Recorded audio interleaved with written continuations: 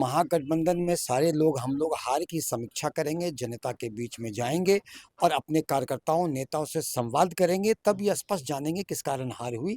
उसके पहले अगर कोई व्यक्ति या नेता इस तरह के दोषारोपण किसी पर करता है तो ये प्री मैच्योर है और ये महागठबंधन के फलसफा के खिलाफ है कि तेजस्वी यादव जी मुख्यमंत्री बनेंगे और मुकेश सहनी जी सन ऑफ मल्लाह उप मुख्यमंत्री बनेंगे। उस वक्त ये बातें स्पष्ट कर दी गई थी, अन्य समाजों से भी उप मुख्यमंत्री बनाया जाएगा।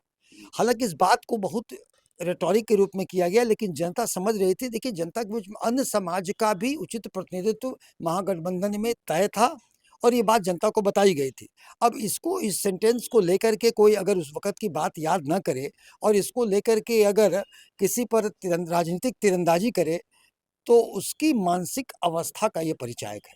तेजस्वी यादव या संजय यादव के सर हार का ठिकरा फोड़ेंगे? संजय यादव को जिम्मेवार मानते हैं, तेजस्वी यादव को जिम्मेवार मानते हैं? देखिए, ताली कैप्टन को तो गाली भी कैप्टन को, वो अलग है माहौल। तेजस्वी यादव जी हमारे पूरे इसके फेस थे, तो वो अपने तो दायित्व से नहीं बच सकते।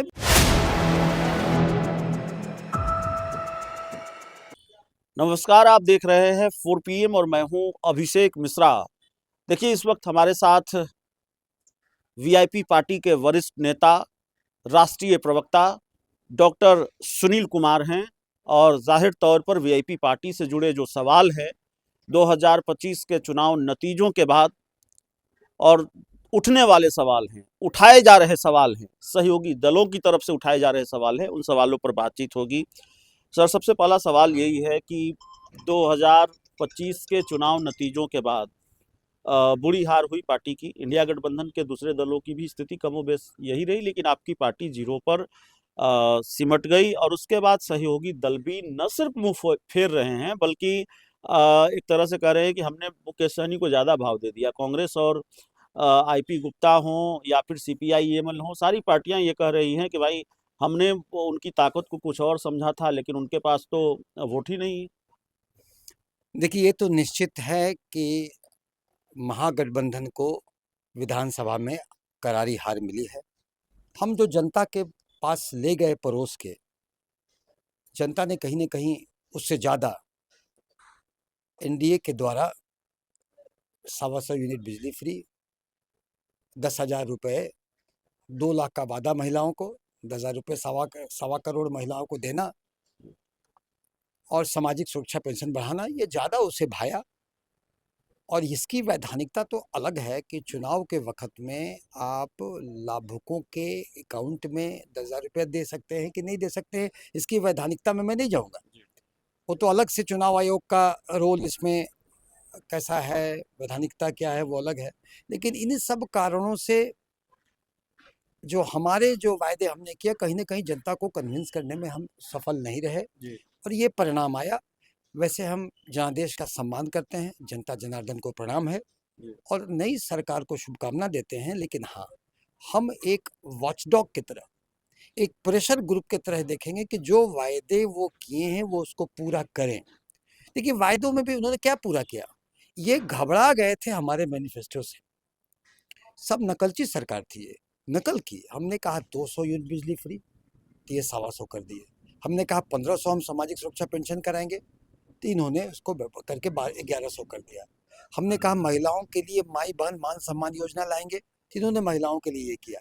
तो नकल करके किया, तो हमारी ही योजनाओं का वो क्रियान्वयन करें, इसके लिए जो सहयोग अपेक्षित होगा हम करेंगे। नहीं, सवाल ये था कि सहयोगी दल सवाल उठा रहे हैं और कांग्रेस, सीपीआई-एमएल और आईपी गुप्ता, ये तीनों पार्टियों ने, मतलब तीनों पार्टियों के नेताओं ने, आईपी गुप्ता तो अपनी पार्टी के सर्वे सर्वा हैं, इन सब लोगों ने ये कहा है कि मुकेश सहनी को डिप्टी सीएम फेस घोषित करना गलत फैसला था, सीटें भी ज़्यादा ले ली। देखिए, पहले तो महागठबंधन में सारे लोग हम लोग हार की समीक्षा करेंगे, जनता के बीच में जाएंगे और अपने कार्यकर्ताओं नेताओं से संवाद करेंगे, तब ये स्पष्ट जानेंगे किस कारण हार हुई।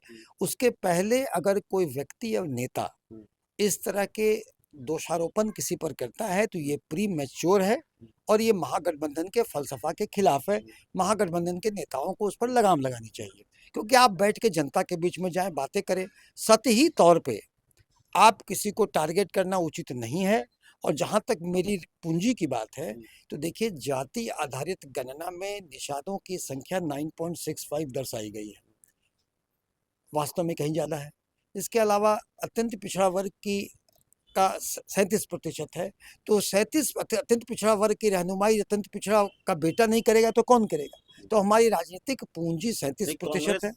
आईपी गुप्ता ये सवाल उठा रहे हैं या फिर ये सवाल उठाया सीपीआई एमएल ने कि भाई मुस्लिम डिप्टी सीएम फेस घोषित करना चाहिए था, एक मुस्लिम डिप्टी सीएम फेस होना चाहिए था। देखिए ये स्पष्ट था कि एक जब ये अनाउंसमेंट हुआ कि तेजस्वी यादव जी मुख्यमंत्री बनेंगे और मुकेश सहनी जी सन ऑफ मल्लाह उप मुख्यमंत्री बनेंगे, उस वक्त ये बातें स्पष्ट कर दी गई थी अन्य समाजों से भी उप मुख्यमंत्री बनाया जाएगा।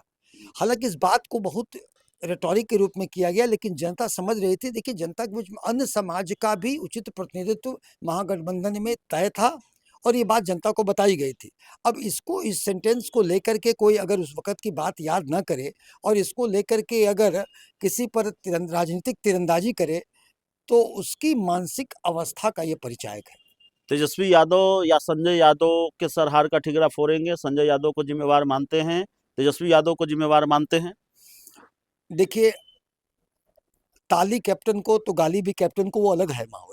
तेजस्वी यादव जी हमारे पूरे इसके फेस थे, तो वो अपने तो दायित्व से नहीं बच सकते, मगर इसकी सामूहिक जिम्मेवारी हम भी लेते हैं कि कहीं ना कहीं सामूहिक जिम्मेवारी लेने की बात है। अगर हार हुई तो हम सब कहीं ना कहीं चूके, हम सब चूके, और जब तक जनता कार्यकर्ताओं नेताओं से सीधा संवाद होके हम स्पष्टता सीट वाइज इसकी विवेचना नहीं करेंगे, तब तक कुछ ठोस बताना मुश्किल होगा। लेकिन अगर हाँ सामूहिक जिम्मेवारी लेने की बात है तो निश्चित ही हमारे फेस थे तेजस्वी यादव जी, हमारे फेस थे deputy CM face Mukesh Sahani ji, तो हम अपनी जिम्मेदारी से कहाँ बच सकते हैं। आपके नेता मुकेश सहनी ने कहा है कि बिहार में खेल की संभावना उन्होंने जताई है, नीतीश कुमार को लेकर कोई खेल हो सकता है, इस तरह की बात उन्होंने की है।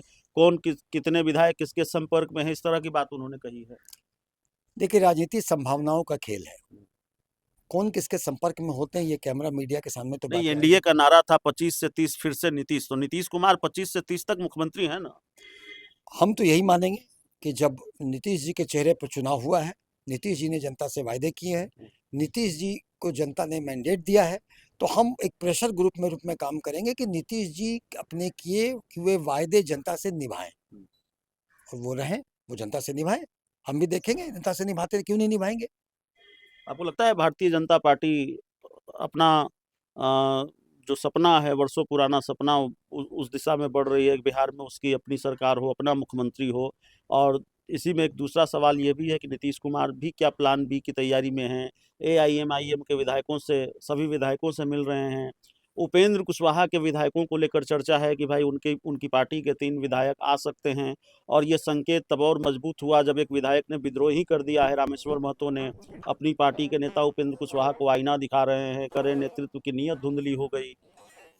देखिए इन सब जिसने बोला एनडीए के घटक दलों के ये आंतरिक मामला है, और जब किसी घर में बैठा व्यक्ति को उठा के मंत्री बनाइएगा तो रोष होंगे, तो रोष होने का उनका आंतरिक मामला, हमें कुछ नहीं कहना है। लेकिन निश्चित ही ये जो हमारा गठबंधन था तो एनडीए का स्वार्थ बंधन था।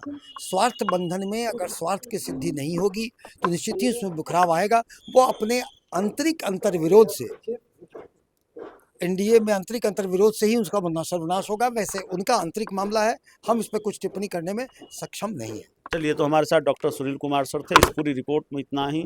बहुत बहुत धन्यवाद।